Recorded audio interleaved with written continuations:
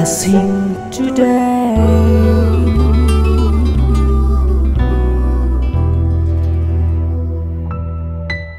Blessing ടുഡേയിലേക്ക് സ്വാഗതം.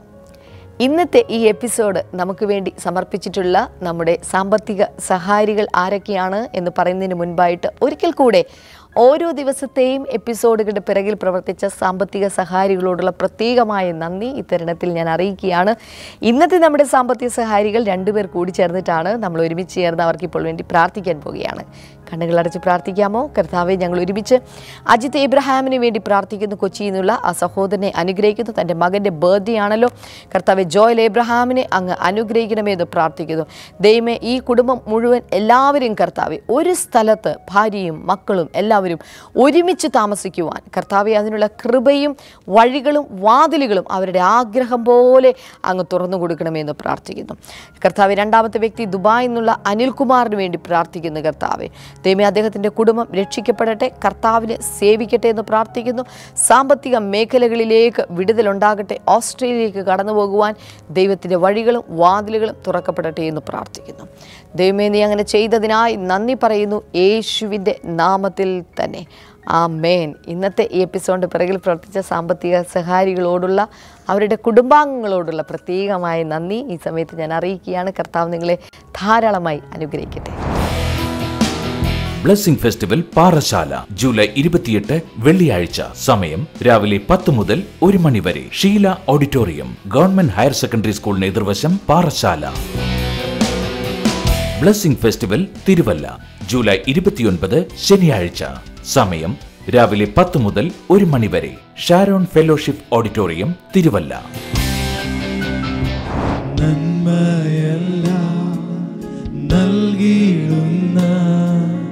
നല്ലൊരു യേശുനാഥൻ തൻ വഴിയെ പിൻഗമിച്ച ആനന്ദം നിത്യമാകും. നന്മയെല്ലാം നൽകിയിടുന്ന നല്ലൊരു യേശുനാഥൻ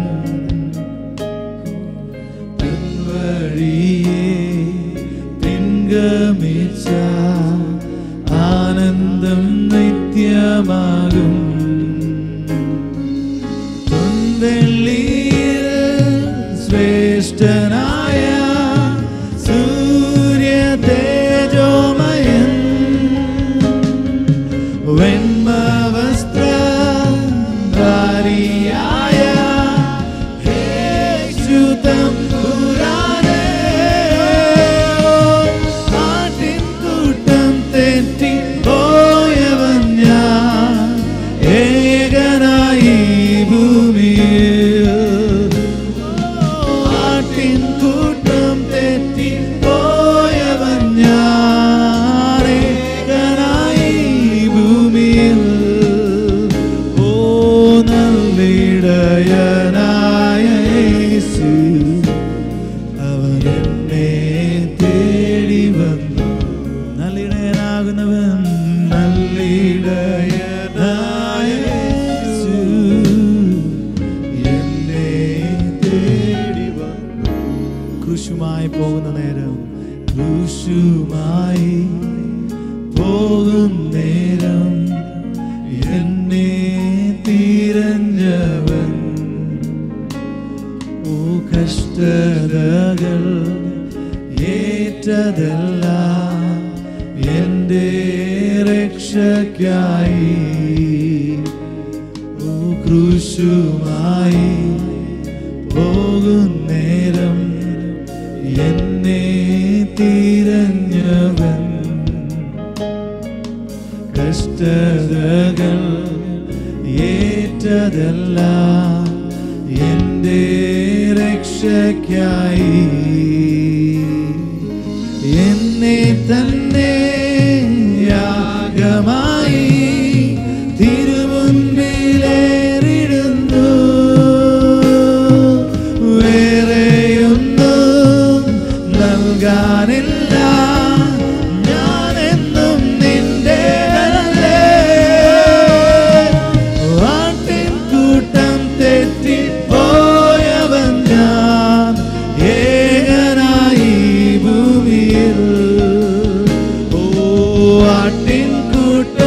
തെറ്റിപ്പോയവൻ ഞാൻ ഏകനായി ഭൂമിയിൽ.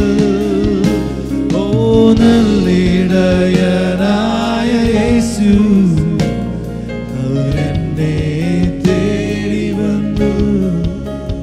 ഓ നല്ലിടയനായ യേശു അവരെന്നെ തേടി വന്നു. ഞാൻ ബ്ലെസ്സിംഗ് ടുഡേ പ്രോഗ്രാം എന്നും കാണാറുണ്ട്. എനിക്കിതിനെപ്പറ്റി നല്ല അഭിപ്രായമാണ്. ഇതിൽ വന്നേ പിന്നെ ഒരുപാട് നല്ല മാറ്റങ്ങൾ ഞങ്ങളുടെ ജീവിതത്തിൽ ഉണ്ടായിട്ടുണ്ട്. ഇപ്പോൾ സിസ്റ്റർ ക്ഷമ ഡാമിയൻ നൽകിയ സന്ദേശത്തിന്റെ ഒരു ഭാഗം നിങ്ങളുടെ അനുഗ്രഹത്തിനായി. നമ്മളെ കുറ്റം വിധിക്കാത്ത, നമ്മളെ താഴ്ത്തിക്കളയാത്ത, നമ്മളെ കൊണ്ട് പരാതി പറയിപ്പിക്കാത്ത, ആ പ്രശ്നത്തിന്റെ നടുവിൽ നമ്മെ താങ്ങി നടത്തുന്ന കർത്താവിന്റെ കൃപയാലാണ് ഇപ്പോൾ നിങ്ങളായിരിക്കുന്നത്. കേട്ട് അനുഗ്രഹം പ്രാപിക്കും. യോഹന്നാന്റെ സുവിശേഷം 9-ാം അധ്യായം മുഴുവൻ നമ്മൾ നോക്കിക്കഴിഞ്ഞാൽ നമുക്ക് അവിടെ കാണാനായി സാധിക്കുന്നത് പിറവിയിലെ കുരുടനായിട്ടുള്ള ഒരു മനുഷ്യനെ കുറിച്ച് നമുക്കവിടെ കാണുവാനായിട്ട് സാധിക്കുന്നുണ്ട്. പക്ഷേ ആ കുരുടൻ്റെ കഥ പറയുന്നതിനേക്കാൾ ഉപരിയായിട്ട് അതിൽ കർത്താവ് ചില കാര്യങ്ങൾ ഒളിപ്പിച്ചു വെച്ചിട്ടുണ്ട്. അതിൻ്റെ 1-ാമത്തെ വചനത്തിൽ പറയുന്നത് അവൻ കടന്നു പോകുമ്പോൾ പിറവിയിലെ കുരുടനായൊരു മനുഷ്യനെ കണ്ടു. യേശു കടന്നു പോകുന്ന സമയത്ത് പിറവിയിൽ തന്നെ കുരുടനായിരിക്കുന്ന ഒരു മനുഷ്യൻ വഴിയരികിൽ ഇരിക്കുന്നത് യേശു കർത്താവ് കണ്ടു. എന്നിട്ട് എന്ത് സംഭവിച്ചു? അവന്റെ ശിഷ്യന്മാർ അവനോട്, റബ്ബി, ഇവൻ കുരുടനായി പിറക്കത്തക്കവണ്ണം ആർ പാപം ചെയ്തു, ഇവനോ ഇവന്റെ അമ്മയപ്പന്മാരോ എന്ന് ചോദിച്ചു. അപ്പോൾ അവൻ്റെ ശിഷ്യന്മാർ, ആരുടെ? യേശു കർത്താവിൻ്റെ ശിഷ്യന്മാർ യേശുവിനോട് ചോദിക്കുകയാണ്, റബി, ഇവൻ കുരുടനായി തീരുവാൻ കാരണം ഇവൻ്റെ പാപമാണോ അതോ ഇവൻ്റെ അമ്മയപ്പന്മാരുടെ പാപമാണോ? എന്തുകൊണ്ടാണ് അങ്ങനെ ഒരു ചോദ്യം ചോദിക്കാൻ കാരണം? പഴയ നിയമത്തിൽ യഹൂദന്മാരെ സംബന്ധിച്ചിടത്തോളം അവർക്കായി നിയമിക്കപ്പെട്ടിട്ടുള്ള ഒരു നിയമമുണ്ട്. ഒരു മനുഷ്യൻ പാപം ചെയ്ത് കഴിഞ്ഞാൽ ആ പാപത്തിൻ്റെ പരിണിത ഫലമായിട്ട് അവനിൽ രോഗം കടന്നുകൂടും.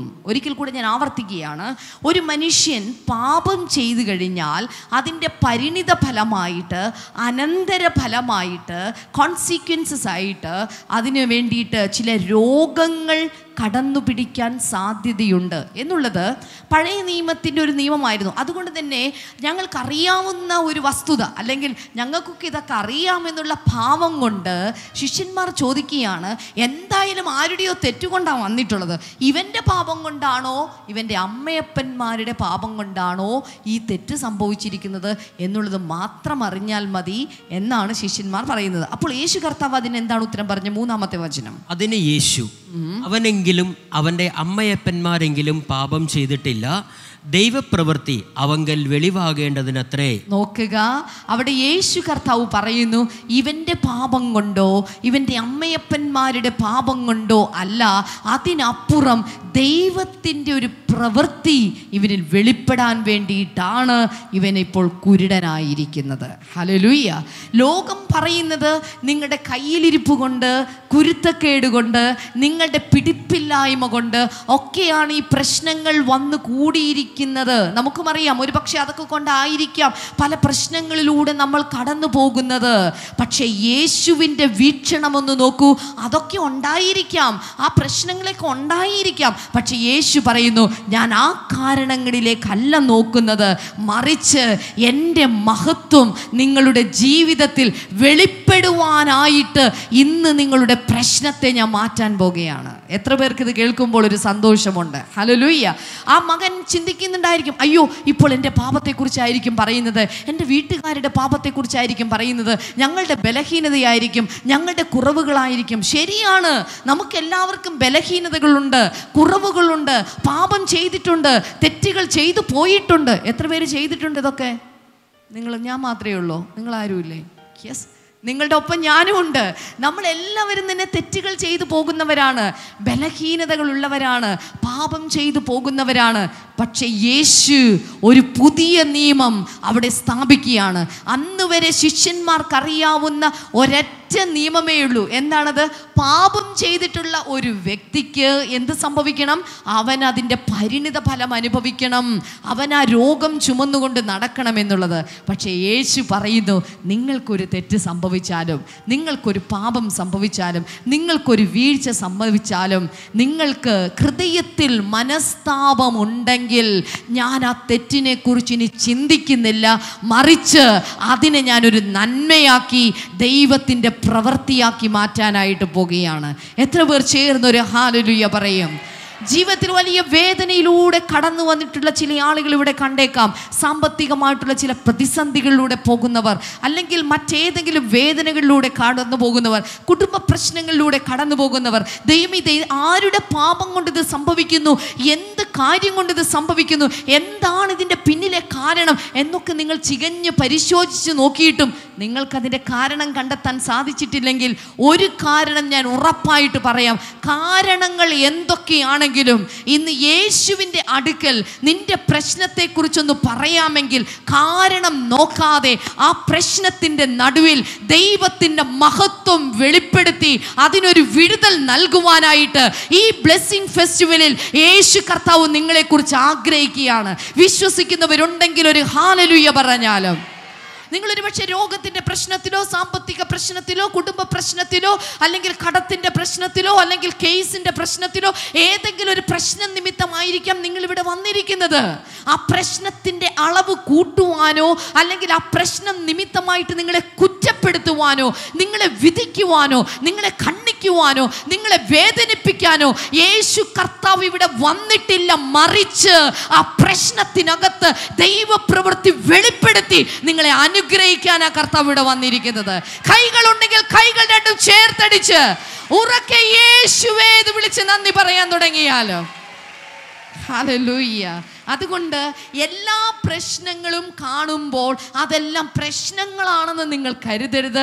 പ്രശ്നത്തിൻ്റെ നടുവിൽ ഒരു ദൈവത്തിൻ്റെ മഹത്വം ഇറങ്ങി വരാനുണ്ട്. ഒരിക്കൽ പത്രോസ് വെള്ളത്തിലേക്ക് മുങ്ങിപ്പോയിക്കൊണ്ടിരിക്കുക.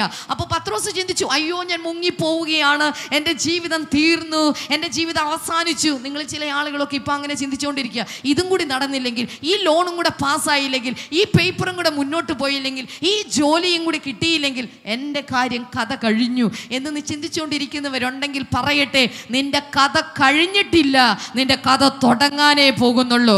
കാരണം ഗലീല കടലിന്റെ നടുവിൽ ആ കുഞ്ഞോളങ്ങളുടെ മുകളിൽ ചവിട്ടി ചവിട്ടി നടന്നു വരുന്ന യേശു ആ പ്രശ്നത്തിൽ നിന്ന് നിന്നെ കൈക്ക് പിടിച്ച് പുറത്തു കൊണ്ടുവന്ന് ദൈവത്തിന്റെ മഹത്വം നിന്റെ ജീവിതത്തിൽ അവൻ വെളിപ്പെടുത്താൻ പോകുക. വിശ്വസിക്കുന്നവരുണ്ടെങ്കിൽ ചേർന്നൊരു ഹല്ലേലൂയ പറഞ്ഞാലും. പൗലോസിനെ സംബന്ധിച്ചിടത്തോളം പൗലോസിൻ്റെ ജീവിതത്തിൽ വലിയ വലിയ ശൂലങ്ങളൊക്കെ ഉണ്ട്. അങ്ങനെയാ പറയുന്നത്. ആ ശൂലം മാറിപ്പോകാൻ വേണ്ടി പൗലോസ് പ്രാർത്ഥിച്ചു എന്നാണ് പറയുന്നത്. പക്ഷേ ദൈവം തമ്പുരാൻ ചെന്നിട്ട് കർത്താവ് പറഞ്ഞത്, മോനെ ആ ശൂലമൊക്കെ അവിടെ ഇരുന്നോട്ടെ, അതൊന്നും പ്രശ്നമല്ല. എന്നിട്ട് പറയുകയാണ്, എൻ്റെ കൃപ, ബാക്കി പറ, നിനക്ക് മതി. ഒന്നുകൂടെ പറഞ്ഞേ, എൻ്റെ കൃപ നിനക്ക് മതി.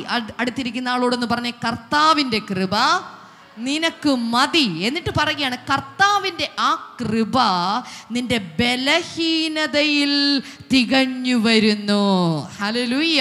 നിങ്ങൾക്ക് പറ്റുന്നില്ല എന്ന് പറയുന്ന സാഹചര്യത്തിൽ, നിങ്ങൾ തളർന്നു പോകുന്നു എന്ന് പറയുന്ന സാഹചര്യത്തിൽ, നിങ്ങൾ വേദനിച്ചിരിക്കുകയാണ്, ഇനി എഴുന്നേറ്റ് വരാൻ ഒരു സാധ്യതയുമില്ല, എല്ലാവരാലും ഞാൻ അടിച്ചമർത്തപ്പെട്ടു എന്ന് ചിന്തിക്കുന്ന സാഹചര്യത്തിൽ കർത്താവിൻ്റെ കൃപ നിന്റെ മേൽ ദൈവത്തിൻ്റെ മഹത്വം വെളിപ്പെടുത്തുവാനായി ദൈവം നിനക്ക് നൽകിയാണ്. കർത്താവിൻ്റെ കൃപ കൂടെ ഉണ്ടെങ്കിൽ അത് മതി എല്ലാറ്റിനും. എത്ര പേര് ആമേൻ പറയും? ഹല്ലേലൂയ. അതുകൊണ്ടാണ് പൗലോസ് പറയുന്നത്, ഞാൻ ആയിരിക്കുന്നത് ആര് നിമിത്തമാകുന്നു? ഞാൻ ആയിരിക്കുന്നത് ഒരു മനുഷ്യനാലുമല്ല, ഒരു വ്യവസ്ഥയാലുമല്ല, ഒരു വ്യവസ്ഥിതികളാലുമല്ല, ഒരു ഗവൺമെന്റിനാലുമല്ല. ഞാൻ ആയിരിക്കുന്നത് അവൻ്റെ കൃപയാലാകുന്നു. എത്ര പേര് ആമേൻ പറയും? ഹല്ലേലൂയ. അതുകൊണ്ട് നമ്മളിപ്പോൾ ആയിരിക്കുന്നുണ്ടെങ്കിൽ നമ്മളെ കുറ്റം വിധിക്കാത്ത, നമ്മളെ താഴ്ത്തിക്കളയാത്ത, നമ്മളെ കൊണ്ട് പരാതി പറയിപ്പിക്കാത്ത, ആ പ്രശ്നത്തിന്റെ നടുവിൽ നമ്മെ താങ്ങി നടത്തുന്ന കർത്താവിന്റെ കൃപയാലാണ് ഇപ്പോൾ നിങ്ങളായിരിക്കുന്നത്. ഹല്ലേലൂയ. പ്രശ്നങ്ങൾ വരുമ്പോൾ, പ്രയാസങ്ങൾ വരുമ്പോൾ ചിരിച്ചുകൊണ്ട് അഭിമുഖീകരിക്കാമെങ്കിൽ ഹല്ലേലൂയ, ആ പ്രശ്നത്തിന്റെ തീവ്രത കുറയും. ആമേൻ. നിങ്ങൾക്കറിയാം, പ്രശ്നങ്ങളും പ്രതികൂലങ്ങളും എന്നൊക്കെ പറയുന്നത് അത് വലിയൊരു തീയാണ്, വലിയൊരു തീക്കാറ്റാണ്. പക്ഷെ നിങ്ങളുടെ ഒരു ചിരിയുടെ സാമീപ്യമുണ്ടല്ലോ, അതിനകത്തേക്ക് നിങ്ങൾ വെള്ളമൊഴിക്കുകയാണ്. ഹല്ലേലൂയ. ഒരിക്കൽ യേശു കർത്താവ് തൻ്റെ ശിഷ്യന്മാരുമായിട്ട് യാത്ര പോകുന്ന വഴിക്ക് യേശു കർത്താവ് ഒരു സ്ത്രീയുമായിട്ട് സംസാരിച്ചു കൊണ്ടിരുന്നു. എന്നാൽ അതിനിടയിൽ ശിഷ്യന്മാർ ഭക്ഷണം കഴിച്ചില്ല എന്നോർക്കുകയും അവരുടെ വിശപ്പ് അധികമാകുകയും ചെയ്യുന്ന നിമിത്തമായിട്ട് അവർ പുറത്തേക്ക് പോയി ഭക്ഷണം വാങ്ങുവാനായിട്ട് പോയി. എന്നാൽ തിരിച്ചു വന്നു കഴിഞ്ഞപ്പോൾ യേശുവും ആ ശമര്യക്കാരി സ്ത്രീയുമായിട്ടുള്ള സംഭാഷണമെല്ലാം കഴിഞ്ഞു നിൽക്കുന്ന സമയമായിരുന്നു. യേശുവിനോട് ഭക്ഷണത്തിൻ്റെ കാര്യം ചോദിക്കുമ്പോൾ യേശു കർത്താവ് പറഞ്ഞൊരു വാക്കുണ്ട്, എൻ്റെ പിതാവിൻ്റെ ഇഷ്ടം തികക്കിയത്രേ എൻ്റെ ആഹാരം, എൻ്റെ പിതാവിൻ്റെ വേല തികക്കിയത്രേ എൻ്റെ ആഹാരം എന്ന് പറഞ്ഞു. ദൈവത്തിൻ്റെ വേലയ്ക്ക് വേണ്ടി പ്രവർത്തിക്കുക എന്നുള്ളതാണ് നമ്മുടെ ആഹാരം എന്ന് ബൈബിൾ പറയുന്നു. മറ്റൊരു തരത്തിൽ പറഞ്ഞാൽ നമ്മുടെ എല്ലാ കാര്യത്തിനും സംതൃപ്തി നൽകുന്ന ഒരു കാര്യമാണ് ദൈവവേലയ്ക്ക് വേണ്ടി പ്രവർത്തിക്കുക എന്നുള്ളത്. ഒരുപക്ഷെ നിങ്ങൾക്ക് ദൈവവേലയ്ക്ക് വേണ്ടി പ്രവർത്തിക്കാൻ സാധ്യമല്ലെങ്കിൽ ദൈവവേലയെ നിങ്ങൾക്ക് സപ്പോർട്ട് ചെയ്യാനായിട്ട് സാധിക്കും. പല വിധത്തിൽ നിങ്ങൾക്ക് സപ്പോർട്ട് ചെയ്യാൻ സാധിക്കും. ബ്ലെസ്സിങ് ടുഡേ എന്ന് പറയുന്ന ഈ TV പ്രോഗ്രാം ഇതൊരു ദൈവവേല പ്രവർത്തനമാണ്. ഈ ഒരു പ്രവർത്തനത്തെ നിങ്ങൾക്ക് സപ്പോർട്ട് ചെയ്യാൻ സാധിക്കും. ഏതൊക്കെ വിധത്തിലാണ് നിങ്ങൾക്ക് സപ്പോർട്ട് ചെയ്യാൻ സാധിക്കുന്നത്?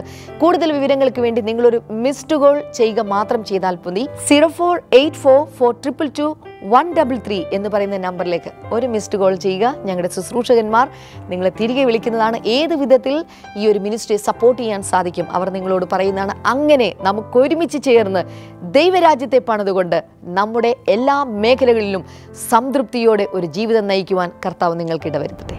ചിരിക്കാൻ സാധിക്കണമെങ്കിൽ യേശു എൻ്റെ കൂടെയുണ്ട്, യേശു എന്നെ നടത്തുന്നുണ്ട്, യേശുവിൻ്റെ കൃപ എൻ്റെ കൂടെയുണ്ട് എന്നുള്ള വിശ്വാസകത്ത് വേണം. കർത്താവ് നിങ്ങളുടെ കൂടെയുണ്ടെങ്കിൽ ചിരിച്ചുകൊണ്ട് പോകാമെങ്കിൽ ആ പ്രശ്നത്തിൻ്റെ നടുവിൽ ദൈവത്തിൻ്റെ മഹത്വം കർത്താവ് വെളിപ്പെടുത്തും. ഹല്ലേലൂയ. അതുകൊണ്ട് യേശു ഒരു പുതിയ നിയമം ചെയ്തു. എന്താണ്?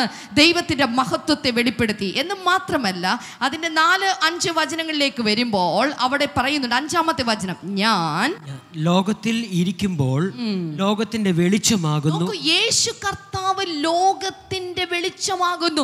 യേശു എന്തിനാണ് ഈ കുരുടന്റെ അടുക്കൽ വന്നിട്ടുള്ളത്? അവന് വെളിച്ചം കൊടുക്കാൻ വേണ്ടിയിട്ടാണ്. ജന്മനാൾ മുതൽ കണ്ണിന്റെ മുൻപിൽ അവൻ ഇരുട്ട് മാത്രമേ കണ്ടിട്ടുള്ളൂ. ഇരുട്ടല്ലാതെ എൻ്റെ ജീവിതത്തിൽ അവൻ ഒന്നും അനുഭവിച്ചിട്ടില്ല. അവൻ പഠിച്ച കാലഘട്ടങ്ങളിൽ ഇരുട്ട്, കോളേജിൽ പഠിച്ചപ്പോൾ ഇരുട്ട്, ജീവിതം തുടങ്ങിയപ്പോൾ ഇരുട്ട്, കുടുംബജീവിതത്തിൽ ഇരുട്ട്, എവിടെ നോക്കിയാലും ഇരുട്ട്, ജോലിയിൽ ഇരുട്ട്, അയൽവക്കക്കാരുടെ സമീപനത്തിൽ ഇരുട്ട്, സാമ്പത്തിക മേഖലയിൽ ഇരുട്ട്, ആത്മീക മേഖലയിൽ ഇരുട്ട്, മക്കളുടെ കാര്യങ്ങളൊന്നും മുന്നോട്ട് പോകുന്നത് അവിടെ എന്താണ്? ഇരുട്ട്. ശരീരത്തിന്റെ കാര്യത്തിൽ എപ്പോഴെപ്പോഴും രോഗങ്ങൾ, അവിടെ എന്താണ്? അവന് ഇരുട്ട്.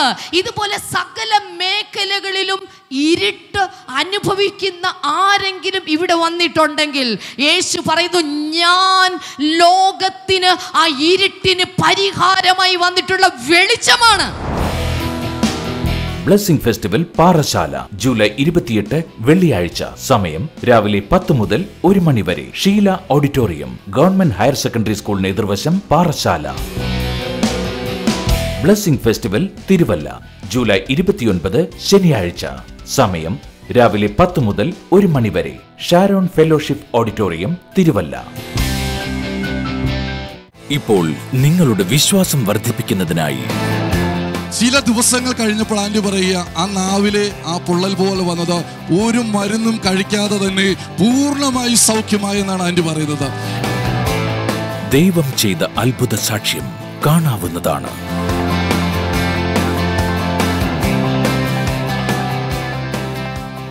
കുളത്തുപുഴ ബ്ലെസ്സിംഗ് ഫെസ്റ്റിവൽ വന്ന് പ്രാർത്ഥിച്ചപ്പോൾ ദൈവം കൊടുത്ത അത്ഭുതമാണ് എന്ന് സാക്ഷി പറയുന്നത്. ഈ ആൻറ്റിക്ക് 7 മാസം മുന്നേ ഒരു പനി വന്നു. ആ പനി മാറി.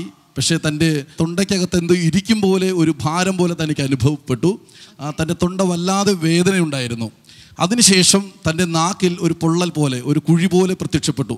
ഭയങ്കര വേദനയായിരുന്നു. ആൻറ്റി പറയുന്നത് ഒത്തിരി മരവിപ്പും, തനിക്ക് ആഹാരം കഴിച്ചാൽ തന്നെ അതിൻ്റെ ടേസ്റ്റോ സംസാരിക്കാൻ അങ്ങനെ വല്ലാത്ത ഒത്തിരി നാളുകൾ ബുദ്ധിമുട്ട് അനുഭവിച്ചു തനിക്കിത് ഹോസ്പിറ്റലിൽ കൊണ്ട് ടെസ്റ്റ് ചെയ്യാൻ പേടി. കാരണം അടുത്തുള്ളവർ പറഞ്ഞു ഇത് വേറെ ഒരു അസുഖമാണ്. അങ്ങനെ ആൻറ്റി ഒത്തിരി വിഷമിച്ചു പോയി. അങ്ങനെ ഒത്തിരി പ്രാർത്ഥിച്ചു, നമ്മുടെ ബ്ലെസ്സിംഗ് ടുഡേ TV പ്രോഗ്രാമിലൂടെ പ്രാർത്ഥിച്ചു. അങ്ങനെ 7 മാസം കഴിഞ്ഞു. അതിനുശേഷം ഇത് ടെസ്റ്റ് 7 മാസം ഈ അസുഖം കൊണ്ടിരുന്നു പേടിച്ചിട്ട്. അതിനുശേഷം അടുത്തൊരു ക്യാമ്പ് വന്നു, ഡെൻ്റൽ ക്യാമ്പ് വന്നു. അപ്പോൾ ആൻറ്റി അവിടെ ചെന്ന് ഈ പല്ല് കാണിച്ച കൂട്ടത്തിൽ നാക്കും കൂടെ കാണിച്ചപ്പോൾ അവിടെയുള്ള ഡോക്ടർ പറഞ്ഞു ഇത് എത്രയും വേഗം ഹോസ്പിറ്റലിലൂടെ കാണിക്കണമെന്ന് പറഞ്ഞു. അങ്ങനെ അപകടമാണെന്ന് പറഞ്ഞു. ആൻറ്റി പിറ്റേ ദിവസം തന്നെ ഹോസ്പിറ്റലിലൂടെ കാണിച്ചപ്പോൾ അവർ ടെസ്റ്റൊന്നും ചെയ്തില്ല, പക്ഷെ ഈ മരുന്ന് കഴിക്കാൻ പറഞ്ഞു, മരുന്ന് പുരട്ടാനും കൊടുത്തു. അതിനുശേഷമാണ് ആൻറ്റി പറയുന്നത് ജൂൺ മാസത്തിലാണ് ഇത് സംഭവിച്ചത്. ആൻറ്റി മരുന്ന് മേടിച്ചു കൊണ്ട് അന്ന് TV പ്രോഗ്രാം വെച്ചപ്പോൾ പറഞ്ഞു അടുത്ത ആഴ്ചയിൽ കുളത്തുപുഴ ബ്ലെസ്സിംഗ് ഫെസ്റ്റിവൽ ഉണ്ടെന്ന് പറഞ്ഞു. ആൻറ്റി പറഞ്ഞു ഇതിനകത്ത് സൗഖ്യമാകുന്ന വിശ്വാസത്തോടെ ആൻറ്റി അവിടെ ചെന്ന് കുളത്തുപുഴ ബ്ലെസ്സിംഗ് ഫെസ്റ്റിവൽ വന്ന് പ്രാർത്ഥിച്ചു വന്ന് ഷമാ സിസ്റ്ററാണ് അവിടെ ശുശ്രൂഷിച്ചുകൊണ്ടിരിക്കുന്നതിന് ഇടയ്ക്ക് ആൻറ്റി വല്ലാതെ കരഞ്ഞ് ഈ വിഷയത്തെ ഓർത്ത് രോഗികൾക്ക് വേണ്ടി പ്രാർത്ഥിച്ചപ്പോൾ ആൻറ്റി വല്ലാതെ കരഞ്ഞ് പ്രാർത്ഥിച്ചുകൊണ്ടിരിക്കുകയാണ്. അപ്പോൾ ഷമാ സിസ്റ്റർ ഇങ്ങനെ പറഞ്ഞെന്നാണ് പറയുന്നത്, തൊണ്ടയിൽ പ്രയാസമുള്ളവരെ യേശു സൗഖ്യമാക്കുന്നു. ഒരു സഹോദരി വല്ലാതെ ഭാരപ്പെടെ കരഞ്ഞുകൊണ്ട് ചില വിഷയങ്ങൾക്ക് വേണ്ടി പ്രാർത്ഥിക്കുന്നുണ്ട്, ഇന്ന് സൗഖ്യമാക്കുമെന്ന് ഷമാ സിസ്റ്റർ പറഞ്ഞു. ഈ ആൻറ്റി പറഞ്ഞു അത് എനിക്ക് ആണെന്ന് പറഞ്ഞ് അത് ഏറ്റെടുത്തു, പ്രാർത്ഥിക്കുവാൻ തുടങ്ങി. ആ സമയത്ത് ശരീരത്തിലൊന്നും അനുഭവിച്ചില്ല. അതിനുശേഷം ആളുകൾക്ക് വേണ്ടി പ്രാർത്ഥിക്കുന്ന സമയത്ത് ഷമാ സിസ്റ്ററിനെ അടുക്കൽ വന്ന് പ്രാർത്ഥിച്ചു. അപ്പോൾ ഷമാ സിസ്റ്റർ അടുക്കൽ വന്ന് പ്രാർത്ഥിച്ചപ്പോൾ ഷമാ സിസ്റ്റർ പറഞ്ഞു നാക്ക് നീട്ടാൻ പറഞ്ഞപ്പോൾ അപ്പോൾ ആ സിസ്റ്റർ പറഞ്ഞ ഷമാൻ്റെ വരെ പേടിച്ചു. എത്ര രീതിയിൽ ഭയങ്കരമായ ഒരു വല്ലാത്ത ഇതിലായിരുന്നു വെച്ചോ, ഇത്ര ഉണ്ടോ? ഞാനിപ്പോൾ ഓർക്കുന്നുണ്ട്, വല്ലാത്ത രീതിയിലായിരുന്നു. അപ്പോൾ പറഞ്ഞു ഇന്ന് ഇതുമേലൊരു വിടുതലാണെന്ന് പറഞ്ഞ് ആൻറ്റി കൈവച്ച് പ്രാർത്ഥിച്ചു എന്നാണ് പറയുന്നത്. അന്നേരം ആൻറ്റി ഇങ്ങനെ പറഞ്ഞു എനിക്ക് എൻ്റെ ഹസ്ബൻഡ് മരിച്ചിട്ട് ചില മാസങ്ങളെ ആയുള്ളൂ, എനിക്കിനി ആരുമില്ല നോക്കാൻ. അപ്പോൾ ആൻറ്റി 2 കൈയും തോളിലെടുത്ത് വെച്ച് ആൻറ്റിക്ക് വേണ്ടി ശക്തമായി പ്രാർത്ഥിച്ചു. ആൻറ്റി പറയുന്നത് ഒരു ആശ്വാസം എനിക്ക് അപ്പോൾ ലഭിച്ചു, ആരുമില്ലെന്നുള്ള തോന്നൽ എനിക്ക് മാറി. അവിടെ നിന്ന് തിരിച്ചു വീട്ടിലേക്ക് പോയി. ആൻറ്റി പറയുന്നത് അന്ന് ആ തൊണ്ടയിലെ പ്രയാസം അന്ന് തന്നെ മാറി. ചില ദിവസങ്ങൾ കഴിഞ്ഞപ്പോൾ ആൻറ്റി പറയുക ആ നാവിലെ ആ പൊള്ളൽ പോലെ വന്നത് ഒരു മരുന്നും കഴിക്കാതെ തന്നെ പൂർണ്ണമായി സൗഖ്യമായി എന്നാണ് ആൻറ്റി പറയുന്നത്. ഇപ്പോൾ ആൻറ്റിക്ക് യാതൊരു പ്രശ്നവുമില്ല, ആഹാരം കഴിക്കാം, ആഹാരം കഴിച്ചാലും ടേസ്റ്റ് മനസ്സിലാകുന്നു, മരുന്നില്ല, ഇപ്പോൾ ഭയമില്ല. ഇപ്പോൾ അവിടെ നമുക്ക് നോക്കിയാൽ ഒരു പാട് മാത്രമേ അവിടെ കാണാനായിട്ട് സാധിക്കുന്നുള്ളൂ. പൂർണ്ണമായിട്ട് യേശു സൗഖ്യമാക്കി. അന്നത്തെ ഒരൊറ്റ പ്രാർത്ഥനയിൽ യേശു സൗഖ്യമാക്കി എന്നാണ് പറയുന്നത്. കർത്താവിനെ സ്തുതിച്ചാലും കർത്താവ് സൗഖ്യവും കൊടുത്തു, മനസ്സിന് ആശ്വാസവും കൊടുത്തു. ഒരിക്കലും ചിന്തിക്കരുത് ഒറ്റയ്ക്കാണെന്ന്. ഇവിടെ ഭർത്താക്കന്മാർ മരിച്ചുപോയ സ്ത്രീകൾ ആരെങ്കിലും ഇവിടെ ഉണ്ടെങ്കിൽ ഞാൻ നിങ്ങളോട് പറയട്ടെ, നിങ്ങൾ ഒരിക്കലും ഒറ്റയ്ക്കല്ല. നിങ്ങളുടെ ഭർത്താവിൻ്റെ സ്ഥാനത്ത് യേശു കർത്താവുണ്ട്. എത്ര പേര് ആമേൻ പറയും? അങ്ങനെയുള്ള സഹോദരിമാരുണ്ടെങ്കിൽ ഒന്ന് കൈയൊന്ന് ഉയർത്തിക്കേ. ഭർത്താക്കന്മാർ മരിച്ചുപോയി, നിങ്ങൾ ഒറ്റയ്ക്കാണ്. പക്ഷേ നിങ്ങൾക്ക് വേണ്ടി കർത്താവ് അത്ഭുതം ചെയ്യും. ഭർത്താവ് ഉണ്ടായിരുന്നപ്പോൾ എങ്ങനെ നിങ്ങൾ ജീവിക്കുമായിരുന്നോ അതിനേക്കാൾ നന്നായിട്ട് യേശു കർത്താവ് ആ സ്ഥാനത്ത് നിന്നുകൊണ്ട് അത്ഭുതങ്ങൾ നിങ്ങൾക്ക് വേണ്ടി പ്രവർത്തിക്കും. എത്ര പേര് ആമേൻ പറയും? അതുകൊണ്ട് ഒരിക്കലും സങ്കടപ്പെടരുത്, കർത്താവ് കൂടെയുണ്ട്. കൈകൾ നീട്ടി. അതിനുശേഷം അന്നൊരു അത്ഭുതം കൂടെ നടന്നു. ആൻറ്റിയുടെ ഹസ്ബൻഡ് പോസ്റ്റ്മാൻ ആയിരുന്നു. 7 വർഷമേ ഉള്ളൂ ആ ജോലിയിൽ പ്രവേശിച്ചിട്ട്. ആ പോസ്റ്റിൽ ഇരിക്കുമ്പോഴാണ് താൻ മരണപ്പെട്ടത്. അതിനുശേഷം അതിൻ്റെ പെൻഷൻ തുക തൻ്റെ വൈഫിന് കിട്ടണമായിരുന്നു. പക്ഷേ അത് നിയമപ്രകാരം 10 വർഷം ജോലി ചെയ്തെങ്കിൽ അത് കിട്ടുകയുള്ളായിരുന്നു. വേറൊരു ആൻറ്റിക്ക് ഇതുപോലെ ഹസ്ബൻഡ് മരിച്ചിരുന്നു. അവർ കേസിന് പോയി, അവർക്ക് വിധിയായി. ആൻറ്റി പറയുന്നത് ആ പ്രാർത്ഥനയിൽ ഈ ആൻറ്റിക്ക് കൂടി ആ വിധി വന്നു എന്നാണ് പറയുന്നത്. കൈകളടിച്ച് കർത്താവിനെ സ്തുതിക്കാമോ? ഹല്ലേലൂയ. ഉറക്കെ പറഞ്ഞ യേശുവിനെ കിട്ടിയ ബാക്കി നിങ്ങൾ പറ, എല്ലാം കിട്ടി. ഉറക്കെ പറ. ഹല്ലേലൂയ. യേശുവിനെ കുളത്തപ്പുഴ വന്ന് പിടിച്ചെടുത്തു കഴിഞ്ഞപ്പോൾ ആ കൂട്ടത്തിൽ സൗഖ്യം കിട്ടി. ഭർത്താവ് മരിച്ചുപോയി, പക്ഷേ അതിൻ്റെ ആശ്വാസം കിട്ടി. പക്ഷെ അതിലൂടെ ഗവൺമെൻറ്റിൽ നിന്ന് കിട്ടേണ്ട സകല അനുഗ്രഹങ്ങളും അല്ലെങ്കിൽ സകല അവകാശങ്ങളും തനിക്ക് കിട്ടി. ഞാനൊരു കാര്യം പറയട്ടെ, ഇതുപോലെ ഏതെങ്കിലുമൊക്കെ കിട്ടാൻ മറന്നു കിടക്കുന്നുണ്ടെങ്കിൽ, അല്ലെങ്കിൽ കിട്ടാൻ വൈകിപ്പോയിട്ടുണ്ടെങ്കിൽ, അല്ലെങ്കിൽ കിട്ടാൻ സാധ്യതയില്ലെന്നുള്ള രീതിയിൽ മാറ്റിവെച്ചിട്ടുണ്ടെങ്കിൽ, കർത്താവ് ഈ പ്രാർത്ഥനയ്ക്ക് ശേഷം അത് നിങ്ങൾക്ക് നൽകാനായിട്ട് പോവുകയാണ്. കൈകൾ നീട്ടി ഈ സഹോദരി ഒന്ന് അനുഗ്രഹിക്കാമോ? കർത്താവിൻ്റെ നാമത്തിൽ ഈ മകളെ ഇപ്പോൾ അനുഗ്രഹിച്ചു പ്രാർത്ഥിക്കുന്നു. പിതാവിൻ്റെയും പുത്രൻ്റെയും പരിശുദ്ധാത്മാവിൻ്റെയും നാമത്തിലുള്ള അനുഗ്രഹങ്ങൾ ഈ മകളുടെ മേൽ കർത്താവ് ചൊരിഞ്ഞതിനായി നന്ദി പറയുന്നു, യേശുവിൻ്റെ നാമത്തിൽ തന്നെ. ആമേൻ, ആമേൻ. ഇനിയപ്പോൾ വിഷമിക്കരുത് കേട്ടോ, കർത്താവ് കൂടെയുണ്ട്.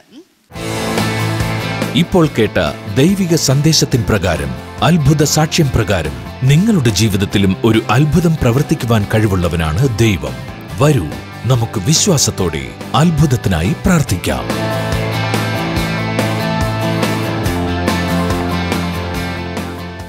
ഇനി നമ്മൾ ഒരുമിച്ച് ചേർന്ന് പ്രാർത്ഥിക്കാനായി പോവുകയാണ്. പ്രാർത്ഥിക്കുമ്പോൾ വിശ്വാസത്തോടെ കണ്ണുകൾ അടച്ച് പ്രാർത്ഥിക്കാൻ തുടങ്ങിയാൽ സാധിക്കുമെങ്കിൽ ഈ സമയത്ത് യേശുവേ എന്ന് വിളിച്ചുകൊണ്ട് പ്രാർത്ഥിക്കാനായി തുടങ്ങിയാൽ, കർത്താവെ, ഇപ്പോൾ യേശുവിൻ്റെ നാമത്തിൽ ഞങ്ങൾ പ്രാർത്ഥിക്കുന്നു. കർത്താവെ, അത്ഭുതകരമായ വിടുതലുകൾ കർത്താവെ ഇന്ന് ഈ പ്രാർത്ഥനയിൽ പങ്കുകൊണ്ടിരിക്കുന്ന ഓരോ വ്യക്തികളുടെയും ജീവിതത്തിൽ അത് സംഭവിക്കട്ടെ എന്ന് പ്രാർത്ഥിക്കുന്നു. കർത്താവ്, ചില കാര്യങ്ങൾ നഷ്ടമായി പോയ ചില കാര്യങ്ങൾ യേശുവിൻ നാമത്തിൽ തിരികെ ലഭിക്കില്ല എന്ന് പറയുന്നിടത്ത് അത് മടക്കി ലഭിക്കട്ടെ, അത് തിരികെ ലഭിക്കട്ടെ എന്ന് പ്രാർത്ഥിക്കുന്നു. അത്ഭുതകരമായ വിടുതലുകൾ സംഭവിക്കട്ടെ എന്നുകൂടെ പ്രാർത്ഥിക്കുന്നു. കർത്താവെ, thank you Lord, thank you Jesus.